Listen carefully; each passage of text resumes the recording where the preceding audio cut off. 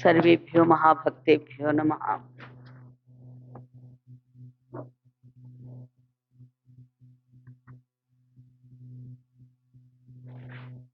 గీతాచార్యుడు భగవద్గీతలో అందిస్తూ, ఎందుకంటే 701 శ్లోకం ఉన్నప్పటికీ భగవద్గీతలో మధ్య మధ్యలో కొన్ని మనకి తేలిగ్గా అందుకోవటానికి సులభంగా ఉండేట్టుగా కొన్ని మన గురువులు మనకి తరచూ వినిపిస్తూ ఉండేవారు. దానిలో అనన్యా చింతయంతో మాం ఏ జనాః పర్యుపాసతే తేషాం నిత్యాభియుక్తానాం యోగక్షేమం వహామి. అంటే ఎవరి కోసం చెప్పింది ఇది? ఎవరెవరి కోసం చెప్పారు? మనం అనుకుంటాం అర్జునుడు చెప్పాడు, శ్రీకృష్ణుడు. కానీ ఇక్కడ మనకి ఏమని చెప్పారంటే, సర్వోపనిషదో గావః దోగ్ధ గోపాలనందన పార్థో వత్సః సుఖీ భోక్త. సర్వ ఉపనిషత్తులు అనేటువంటి అన్నిటినీ చేర్చి అదేమైంది? గోవుగా మారింది. అంటే మనం ఎన్నో వేదాలు చదువుకున్నాం అనుకుంటాం. ఎన్ని వేదాలు చదివినా అన్ని నాకొచ్చు అనేవాళ్ళు ఎవరూ లేరు. ఎందుకంటే అది అనంతం. అందుకు దానికి ఏమన్నారు? నేను సామవేదం పఠించాను, నేను ఋగ్వేదం పఠించానని చెప్తారు. దానిలో భాగమే మన దగ్గరికి ఒక ఆయన వస్తుండేవారు, గంగాధర శాస్త్రి గారు. ఆయన త్రివేదాచార్యులు. ఆయన ఇలాంటి వాళ్ళు ఉంటారు కొంతమంది. 3 వేదాలని కూడా చదివి వాళ్ళు నేర్చుకున్నారు. కానీ పూర్తయిందా అది అంటే? ఓ, అది అనంతం కదా. ఆ అనంతం అనేటువంటి దాన్ని గుర్తించడం చాలా కష్టం. అందుకున్నంత వరకు ఉన్నాయి. ఆయన ఒకసారి శ్రీ గురుదేవులతో ప్రయాణం చేయటం జరిగింది. గురుదేవులు ప్రయాణం అంతా ఆశ్రమంలో బయలుదేరారు. అటు కంచి దాకా వెళ్ళాం. వెళ్ళేంత వరకు స్వామివారు వారికి వారు వెనక సీట్లో కూర్చుని, వారు ముందు సీట్లో కూర్చున్నారు. స్వామివారు గురుదేవులు వెనక సీట్లో కూర్చున్నారు. వారికి బోధన అందిస్తూనే ఉన్నారు. ఎంత బోధ నిజంగా! అసలు ఇంద్రియాలు ఎలా మనకి పనిచేస్తున్నాయి? ఇంద్రియాలకి స్వయం సత్తా ఉన్నదా? ఈ ఇంద్రియాలకి మరొక శక్తి ఉండి ఇంద్రియాలని నడిపిస్తోంది. దానికి ఆ ఇంద్రియాలకి ఏదైతే శక్తినిస్తుందో అది అందరికీ వేరు కాదు, ఒకటే. అది మీలో వేదం నేర్పించినా అదే, ఇంకొకడు అక్కడ శనక్కాయల పుట్టబెట్టుకుని అమ్ముకున్నా వాళ్ళలో ధియోయోన ప్రచోదయాత్, ప్రేరేపణ చేసేటువంటి శక్తి ఒకటే. అది ఎవరి తగ్గట్టుగా అందరూ అందుకునేందుకు భగవంతుడు అక్కడ ఏర్పరిచాడని చక్కగా బోధ చెప్తూ స్వామివారు ప్రయాణం చేస్తే ఆయన ఆఖరికి అన్నారు, బాబు 3 వేదాలు ఎన్నెన్నో సంవత్సరాలు చదివి ఉన్నాను, కానీ నాకు ఈ విధంగా నాకు తత్వాన్ని, భగవంతుణ్ణి అందించేటటువంటి వాళ్ళు ఎవరు కనిపించలేదు బాబు. ఇంతకాలం తర్వాత మీరు నాకు నాకు పెద్ద వయసు వచ్చింది, ఇంతకాలం తర్వాత మీరు నాకు అందిస్తున్నారు. చాలా ఆనందపడిపోయాడు. ఇక్కడ ఏది ఉంది అక్కడ? వడ్ల గింజలో బియ్యపు గింజ ఏమీ లేదు అక్కడ. ఏముంది? ఆకలేస్తోంది, భోజనం కావాలి, వడ్లు తినము. ఏం చేస్తాము? వడ్లని దంచి పొరల్ని వేరు చేసి ఆ లోపల బియ్యపు గింజని కొన్ని బియ్యపు గింజ కలిసి కాస్త ఉడకబెట్టుకుంటే అది మన క్షుద్బాధను తీరుస్తోంది. మళ్ళా బియ్యపు గింజ మాత్రం అవ్వలేదు. అదే విషయాన్ని మనకి ఉపనిషత్తు ద్వారా వచ్చినటువంటి పరమార్థాన్ని గురుదేవులు అందించారు. ఏమని? ఋషేణ బద్ధో బ్రీహిత్యాద్ తుష అభావేతు తండుల. తుషేణ అంటే ఆ పైన ఉన్నటువంటి పొరలు రెండు. తుషేణ బద్ధో, ఈ రెండు పొరలు దానికి కనుక బియ్యానికి పట్టుకుని ఉంటే దాన్ని వడ్లపు గింజ అన్నారు. ఆ వడ్ల గింజ నువ్వు నానబెడితే దాని నుంచి మొక్క వస్తుంది. ఆ మొక్కను నువ్వు నాటితే మళ్ళా ఇన్ని బియ్యపు గింజలు వస్తాయి, వడ్ల గింజలు వస్తాయి. ఆ వడ్ల గింజలు మళ్ళా నానబెడితే మళ్ళా మొక్కలు వస్తాయి. మళ్ళా అవి నానబెడితే అవి అవి మొలకేస్తే అవి మళ్ళా ఒక తోలెడు వస్తాయి. ఇలా ఇలా పెంచుకెళ్తే బస్తాడు వస్తాయి. దేనికి ఉంది ఇక్కడ పునర్జన్మ? వడ్ల గింజకున్నది. అదే వడ్ల గింజకి రెండు పొరలు, ఇది రెండు పొరలు విడదీస్తే బియ్యపు గింజని కొన్ని యుగాలు నానేసినా కూడా దాని నుంచి మొక్క రాదు. దాన్ని దేని గురించి చెప్పారు మనకి అంటే, ఏ జీవుడైతే అహంకారము మమకారం అనేటువంటివి రెండు పొరలు కట్టేస్తున్నాయో ఆ రెండు పొరలు ఉన్నంత వరకు పైన నువ్వు ఉంటుంది. ఆ వడ్ల గింజకి పైన ఒక మొలక ఉంటుంది. అది ఉంటే మొలకొస్తుంది. ఎవరైతే అహంకార మమకారాల్ని రహితం చేస్తున్నారో అప్పుడు అది పదార్థ స్వరూపం అవుతుంది, కానీ మళ్ళా మొలక మాత్రం రావట్లేదు. అందుకని పునరపి జననం పునరపి మరణం పునరపి జననీ జఠరే శయనం ఇహ సంసారే బహుదుస్సారే. ఎవరు ఈ సంసారం అనేటువంటి సముద్రాన్ని నుంచి రక్షించేటువంటి వాళ్ళు ఎవరంటే కృపయా పారే పారి. మురారి ఆ ప్రభువుకి శరణ పొందితే చాలు, ఆ కృప వలన మనం వాటి నుంచి మనం బయటకు రాగలుగుతాం. అంటే ఇవన్నీ కూడా విని వదిలిపెట్టేయడానిక మనం మహాత్ముల సన్నిధి చేరింది లేదు. ఇవన్నీ విన్నందుకు మన జీవితంలో వాటిని ఏ విధంగా మలుచుకోగలుగుతాం, ఏ విధంగా గుర్తించగలుగుతున్నాం.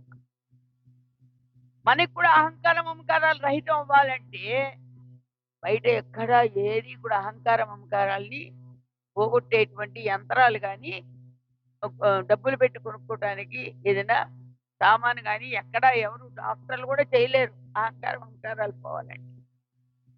అహంకార మమకారాలు రహితం చేసేది కేవలము గురుపాదం. గురుదేవుల యొక్క దివ్య చరణార విందములు ఎవరైతే మనం ఆశ్రయించి ఆ పాదాలని, ఆ దివ్య పాద పద్మములను మన అంతఃకరణలో హాయిగా ఉన్నాయి అక్కడ, వాటిని చూడడం రావాలి. మనం తెచ్చిపెట్టుకో అక్కర్లేదు, అక్కడ కష్టపడక్కర్లా. నువ్వు రాముడు అనుకుంటావో, కృష్ణుడు అనుకుంటావో, గురుదేవుడు అనుకుంటావో, జగన్మాత అనుకుంటావో, నువ్వు ఏదో ఒక దేవుణ్ణి, నువ్వు ఏ దేవుణ్ణి తలిచినా కూడా నీలోకి నువ్వు వెళితే నీ అంతఃకరణని ప్రకాశింపచేసేది నువ్వు ఆశ్రయించిన భగవంతుడు దివ్య చరణారవిందం. ఎవరి మనస్సు అయితే ఆ దివ్య చరణారవిందములందు మకరందాన్ని క్రోల్చుకుంటూ అక్కడ అహంకార మమకారాలు రెండు రహితం చేయడానికే అక్కడ రెండు పాదాలు పెట్టుకుని కూర్చున్నాడు. అందుకని మనం ఏం చేయాలి? మనందరం ధన్య జీవులం, బద్ధ జీవులం కాదు. మనం బద్ధ జీవులంటే కేవలము ప్రపంచంలో ఉన్నటువంటి వాటికి బంధింపబడిపోయినటువంటి వాడు. మనలో ఉన్నటువంటి శక్తిని మనం గుర్తించకపోతే ఆ జీవుడు ఏమనుకుంటా అంటే నేను బంధింపబడ్డాను, నేను బంధింపబడ్డాను, నేను బంధింపబడ్డాను. బంధింపబడడానికి కారణం ఏమిటి అంటే అహంకారం అంటార. దాని నుంచి వస్తాయి ఇంకా కామ క్రోధ లోభము మదవాత్సల్యాలు, ఈర్ష్య అసూయత అసహనం ఓర్వలేనితన, ఇవన్నీ కూడా దాని నుంచి అట్లా వచ్చి నిన్ను మింగేస్తున్నాయి. ఇప్పుడు బంధన బయట నుంచి వస్తుందా నీలోంచి వస్తుందా? నీ మనసు యొక్క తీరును బట్టే బంధన కలుగుతుంది. అందుకని మనస్సుని దేనిలో ఊరేయాలి? సత్సంగంలో ఊరేయాలి. గురుదేవులు చెప్పారు అక్కడ ఏమని, అక్కడ గీతాచార్య రూపంలో చెప్పారు. మనకి కూడా అడుగుతూ ఉండేవారు, అనన్యాశ్చింతయంతో మాం, దానికి అర్థం చెప్పు అంటుండేవారు గురుదేవులు. అంటే అనన్యాశ్చింతయంత మాం ఏ జనా పర్యుపాసతే తేషాం నిత్య అభియుక్తానాం యోగక్షేమం వహామ్యం. ఏం చెప్పారు దాంట్లో అర్థం? అనన్యా చింతయంత, ఏది అన్య చింతన లేకుండా ఒకే పరమాత్మను ఆశ్రయించి నిరంతరము కూడా ధారణగా నిరంతరము ఆ భగవంతుని యొక్క నామ చింతన ఎవరైతే చేస్తారో, ఏ జనాహ, ఎవరైతే చేస్తారో పర్యుపాసతే, ఉపాసతే ఉపాసన చేయటం, పర్యుపాసతే వదిలిపెట్టకుండా చేయటం, ఎస్సగా చేయటం. ఎవరైతే పర్యుపాసతే అటువంటి చింతనలో మనం ఈ మనస్సును నానేస్తాము, ఊరేస్తాము, దేశాం వారి యొక్క నిత్య అభియుక్తానం, నిత్యము జరిగేటువంటి కార్యక్రమాలలో నిత్యాభియుక్తానం యోగక్షేమం అహం వహామి అన్నాడు బాబు స్వామి. అంటాడు ఏమని, నేను నా భుజస్కంధాలపై వేసుకుని నేను వాళ్ళకి యోగక్షేమాలను నేను చూస్తున్నా. అంటే మళ్ళా కొంచెం చదువుకున్నటువంటి వాళ్ళకి వచ్చింది, యోగము క్షేమం అనేటువంటి రెండు ఉన్నాయా అక్కడ అంటే కాదు, రెండు కాదు, ఉన్నది ఒకటే, యోగంతో కూడినటువంటి క్షేమాలు. యోగంతో కూడినటువంటి క్షేమం అంటే కుశల ప్రశ్నలు అంతవరకే కదండి. బాగున్నారా, లతాగా ఉన్నారా, ఏంటి భోజనం చేశారా, సరే అయితే భోజనం పెట్టమంటారా, ఇవన్నీ మామూలు బయట బయట యోగక్షేమాలు. కానీ భగవంతుడు మన నుంచి ఆశించింది, వారు మనకి ప్రసాదించింది ఏంటంటే యోగంతో కూడిన క్షేమం. యోగం అంటే ఏంటి? పుణ్య అనే ధాతువు నుంచి వచ్చింది. యోగం అంటే కలయిక. దేనితో కలయిక? ఈ జీవితం ఉందంటే ఈ జీవితానికి ఒకే ఒక్క కలయిక, ఎవరితో? ఆత్మవస్తువుతో కలయిక ఉంది. దాన్ని చైతన్యము అన్నారు, దాని ఆత్మ అన్నారు. అందుకని దానితో మేళవించి కలిసి ఉన్నది ఇది. దాన్ని గుర్తిస్తే అదే యోగమైంది. అందుకనే యోగ చిత్తవృత్తి నిరోధక అనేటువంటిది కూడా మనకి మరి మన శాస్త్రాల్లో చెప్పబడి ఉంది. యోగ చిత్తవృత్తి నిరోధక, మన చిత్తవృత్తి నిరోధించేది ఏది అంటే యోగమే. అలాంటిది భగవద్గీతలో మనకి 18 యోగాల్ని భగవంతుడు చూపించాడు. ఇక్కడ వచ్చిన తర్వాత యోగం అంటే చాలా మంది ఆసనాలు వేసి అది యోగం అనుకుంటారు. ఏది కాళ్ళు కదిపి చేతులు కదిపి అంతవరకు యోగం అనుకుంటున్నారు. ఓకే, అది చేస్తే చెయ్యండి, కానీ దానితో పాటుగా ప్రాణాయామము, ప్రత్యాహారము ఇవన్నీ కూడా రేచక పూరక కుంభకాలు చేసినప్పుడే అది యోగం అవుతుంది. లేకపోతే యోగం కాదది, అది నువ్వు ఎక్సర్సైజ్ అవుతుంది. అందుకని అది ఎక్సర్సైజ్ చేసినప్పుడే యోగమా అంటే నువ్వేం కదపక్కర్లా, ఇలా కూర్చుని కూడా నువ్వు నీలోకి నువ్వు వెళ్ళినప్పుడు ఎప్పుడైతే అక్కడ ఆ నీలో అనుసంధానంగా ఉన్నటువంటి చైతన్యాన్ని, మన ప్రభువుని, ఆ ప్రభు యొక్క బోధని మనం ఎప్పుడైతే మనసు దానిలో రంగనింపబడుతుందో అది నిజమైనటువంటి యోగం. అది చెప్పాడు ఆయన. యోగంతో కూడినటువంటి క్షేమాన్ని వహామి, అహం వహామి అన్నాడు గీతాచార్యుడు. అది మనకి గురు పరంపరలో కూడా గురువులు నీకెందుకయ్యా భయం, నేనుండగా my here, I am here అని గురుదేవులు అలా చెప్పారు. ఎందుకు భయం? అందుకని భగవంతుడు ఉన్నాడు అనేటువంటి విశ్వాసాన్ని మనం ఆరూఢం చేసుకోవాలి. మన జీవితం ఉందంటే మన కాపాడే శక్తి ఒకటి అవ్యక్తంగా ఉంది, ఇది వ్యక్తంగా ఉన్నది. వ్యక్తీకరింపబడే ప్రతిదీ మార్పుతో కూడి ఉంది. కానీ లోపల శక్తినిచ్చే అవ్యక్తమైన శక్తి మాత్రం ఎప్పటికీ మారదు, దానికి మార్పు. కాబట్టి అటువంటి మార్పు లేనటువంటి పరమాత్మని మనం ఆశ్రయించి ప్రార్థించుకోవాలి. పరమాత్మని, ఏది మనకి గతి, ఏది ఆ పాదము తప్ప ఇంకొకటి లేదు. ఆ పాదము మనదై ఉన్నది, నాకే సొంతం, ఎవరికి వాళ్ళకి. భక్తి దగ్గర స్వార్థం ఉంటుంది, తప్పు లేదండి. దేవుణ్ణి నమ్మిన తర్వాత బయట కనకూడదు, కానీ అది రహస్యం. అది బయటకంటే అది అర్థం కాదు, బయటకు కాదు, నీలోకి నువ్వు వెళ్ళి ఆ పరమాత్మ నాకేస్తావు. ఇప్పుడు అనుభవించాలి దాన్ని. అనుభవైక వేద్యం అన్నారు దాంట్లో. అందుకని ఆ దివ్య చరణారవిందములు అందరికీ పంచిపెట్టగలవు, మనకేం తప్పు మాత్రం చేయవు. అందరిలోనూ అదే ప్రకాశిస్తుంది. అటువంటి పరమాత్మ గురించి ప్రార్థించేటప్పుడు काके द्वारे जाय सिर नाऊ, काके द्वारे जाय सिर नाऊ, कहत ओ बद और कौन पह जाओ, मत और कौन पह जाओ, मत और कौन पह जाओ, मत और कौन पह जाओ, तुम तजियार खान पर जाओ, तुम तजियार खान पर जाओ, तुम तजियार खान पर जाओ, तुम तजियार खान पर जाओ, तुम तजियार खान पर जाओ, तुम तजियार खान पर जाओ, तुम तजियार खान पर जाओ, तुम तजियार खान पर जाओ,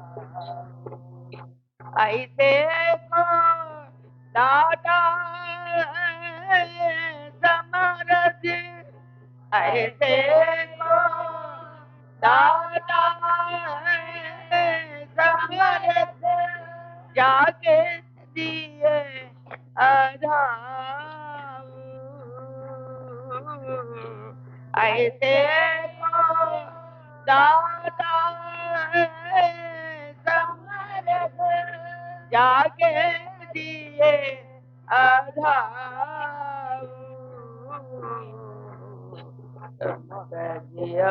और कौन पह जाओ, मत और कौन पह जाओ, मत और कौन पह जाओ, अंत काल तुम्हारे सुमिरा ना गति, अंत काल तुम्हारे सुमिरा ना गति, अंत काल तुम्हारे सुमिरा ना गति, अंत काल तुम्हारे सुमिरा ना गति, दियो अभय पद जाऊं, पद जाऊं, दियो अभय पद जाऊं, अंत काल तुम्हारे सुमिरा दियो अभय पद जाऊं, कीजय कृपा सुमिरो अपनो पन, कीजय कृपा सुमिरो अपनो प्रण, सूरदास बलि जाओ, प्रभु सूरदास बलि जाओ, प्रभु सूरदास बलि जाओ, प्रभु सूरदास बलि जाओ, तमत और कौन पर जाओ, तमत और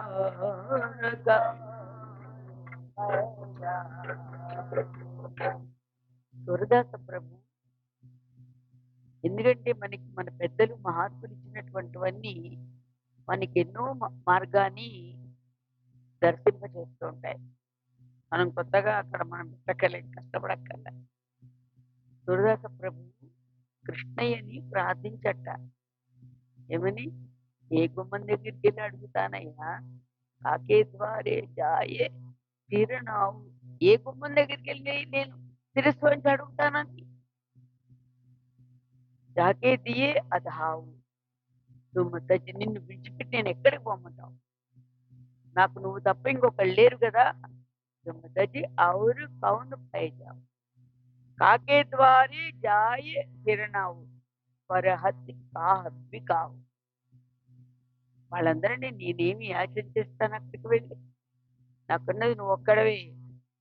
అంతకాల సుమరే సుమిరణ గతి. నాకు అంత్యకాలం వచ్చినప్పుడు నీ యొక్క స్మరణే నాకు కావాలి. నీయో అటువంటి అభయాన్ని నాకు ప్రసాదించు ప్రభు. ఈ జయ కృప సుమిరవు అప్పనవు నేను నీకు ప్రణంగా ఏది అర్పించుకుంటున్నా, నీ స్మరణ అనేటువంటి దాన్ని నాకు సూరదాస బలిగావు. నీకే సూరదాస అనేటువంటి వాడు బలైపోతున్నాడు.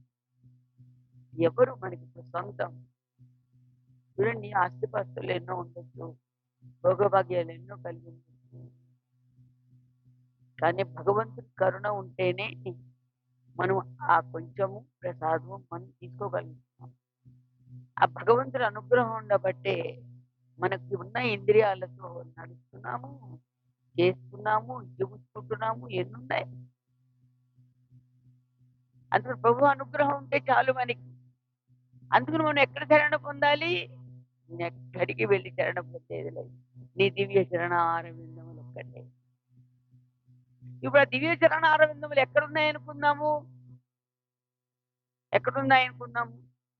ఇండియాలో ఉన్నాయా? ఇండియాలో కాళీ గార్డెన్స్ లో ఉన్నాయా? లేకపోతే పండరీపురంలో ఉన్నాయా? లేకపోతే తిరుపతిలో ఉన్నాయా? మనం ఎక్కడుంటే అక్కడ ఉన్నాయి. ఉన్నది అనేటువంటి ఉనికికి కారణము భగవంతుడే. ఉన్నది అది అది ఉన్నది కాబట్టి ఇంత జీవితాల్ని ప్రకాశించాలి. అదే మనకు ఆధారమైంది. అందుకని అక్కడే లేవు, అంతటా ఉన్నాయి. నువ్వు ఉన్నావు అంటే నీకు ఆధారము అదే.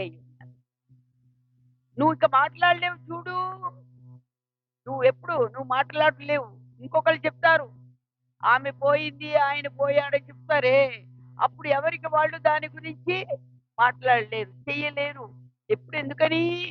అందులో చైతన్యము ప్రాణం లేకుండా పోయి, ఆ ప్రాణానికి ఆ చైతన్యం అది ఉన్నటువంటి దానికి ఉనికి ఏమైంది? ప్రాణ రూపంలో లేదు అక్కడ. లేకపోయేసరికి మనం చెప్పట్లా, పక్క వాళ్ళందరూ చెప్తారు. పాపం నిన్న కూడా అండి మా ఇంటికి కూడా వచ్చి కాఫీ కూడా తాగారండి, భోజనం కూడా చేశారండి, పేపర్ చదువుకుంటూ వెళ్ళిపోయారండి. దానికి సమయం అక్కర్లా. ఎంతవరకు ఉందో, భూమి మీద గింజలు ఎంతవరకు ఉంటాయో అంతవరకు మనకి దీనితో ముడిపడి ఉంటాం. అందుకని అసలు మనం పెట్టుకోవాల్సింది ఎవరితో అంటే భగవంతుడితోనే. ఎందుకంటే అదే మనకి కలిగి ఉన్నాం, అది లేకుండా మనండి. కాబట్టి అటువంటి గురుదేవులు అనేటువంటి ఆ మహోన్నతమైనటువంటి ఒక అభయ హస్త ప్రదాత అటువంటి స్వామి పాదాలను పెట్టుకుని కూర్చున్నారు అక్కడ. మనం మనస్సులో అటువంటి పాదాలను అర్చించుకుంటున్నాము. కానీ భగవంతుడి బోధ ఎప్పుడు దొరుకుతుందో ఆ ముఖస్థుగా వచ్చినటువంటి పదములు మనకి ఆచరించడానికి యోగ్యకరమైనటువంటి, భగవద్గీతలో చెప్పినట్టుగా ఆచరించిన వాళ్ళు ఎవరు తరించలేదు. చూడండి, సొంతంగా అహంకారం మమకారాల మీద పెట్టుకుని ఎవరైతే ఇంకా ఇంకా ప్రకోపిస్తారో ఈర్ష్యాశీలతో, వారికి తరింపు లేదు. కొంత జన్మ ఉంటుంది వాళ్ళకి. కష్టాలన్నీ పడాలిగా, బయటకు కనిపించవు, కానీ మనసును మాత్రం బద్దలు చేస్తూ ఉంటుంది అక్కడ. వాళ్ళలో ఉన్నటువంటి స్వభావాన్ని ఉండడానికి కోటీశ్వరులే అవ్వచ్చు, మంచి మంచి ఫారెన్ కార్లు కూడా కలిగి ఉండొచ్చు, అంతస్తుల మీద అంతస్తులు ఉండొచ్చు, దాని సుఖం ఎంతవరకు ఉంటుంది? అందుకనే గురుదేవులు మనకు అందించారు, ఆత్మ సుఖమే సుఖము, ఆత్మానందమే ఆనందము, ఆత్మరతియే రతి. అంటే నువ్వు ఎవరితో కలిసి ఉండాలి, ఏది నీ హక్కు అయి ఉండాలి, భగవంతుడే మనకి. అటువంటి ప్రభువును మనం ఆశ్రయించి, ఆ ప్రభువు ఇచ్చినటువంటి అభయాన్ని మనం ఎవరైతే దాన్ని మనం చక్కగా అనుభవిస్తామో అది అనుభవైక వైద్యం. అది ఎవరిది వాళ్ళకే. ఇక్కడ ఈ కనెక్షన్ ఏముండదు. బాహ్యమైనటువంటి వాడికి సహధర్మ చరీతవ. కానీ లోపల ఆత్మ ఆనందాన్ని పొందేటువంటి సమయంలో అది ఎవరిది వాళ్ళకే ఆనందం కలుగుతుంది. కాబట్టి అటువంటి శక్తిని, భక్తిని, అఖండ సాధనా సంపత్తిని శ్రీ గురుదేవులు మనందరికీ ప్రసాదించుగాక. సుఖీ భవ సుఖీ. అఖండ భక్తి జ్ఞాన వైరాగ్యమును ఆయురారోగ్య ఐశ్వర్యములను పుత్ర పౌత్ర ధనధాన్యములను నిరంతర భగవన్నామామృత రసాస్వాదనని ఆత్మానందాన్ని ప్రసాదించి సర్వదా జగన్మాత జగన్నాథుడు గురునాథుడు మనని అనుగ్రహించుగాక. సుఖీ భవ. హరి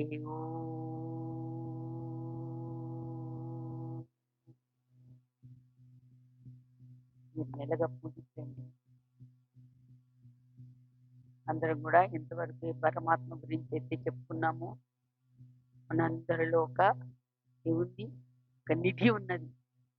మనం బయట ఖర్చు పెట్టేటువంటి డబ్బులు కాదు ఈ నిధి కారణం. మనందరిలో ఒక శక్తి ఉంది, ఒక పవర్ ఉంది. అది ఆత్మశక్తి. నీ గురించి నీకు తెలియటలా. నువ్వు నీ లోపలికి వెళ్ళి వెతుక్కో, నీకు అది దొరుకుతుంది. మనం అది అది మనకి అందివ్వడం కోసమనే మహాత్ములు ఒక రూపాన్ని తీసుకుని వారు అవతరించడం జరుగుతుంది. కాబట్టి అటువంటి పరమాత్మ యొక్క అనుగ్రహాన్ని మనం పొందడం. ఎవరు ఏ పరమాత్మను ఆశ్రయించారో ఆ దేవుణ్ణి, అటువంటి గురుదేవుణ్ణి, ఎవరే గురుదేవుల్ని ఆశ్రయించారో ఆ గురుదేవుని చక్కగా మనసులో ముద్ర చేసుకుని కొద్దిసేపు ధ్యానము ప్రార్థనతో కార్యక్రమం తీసుకెళ్దాం. 3 సార్లు అందుకు ప్రణవాన్ని గురించండి.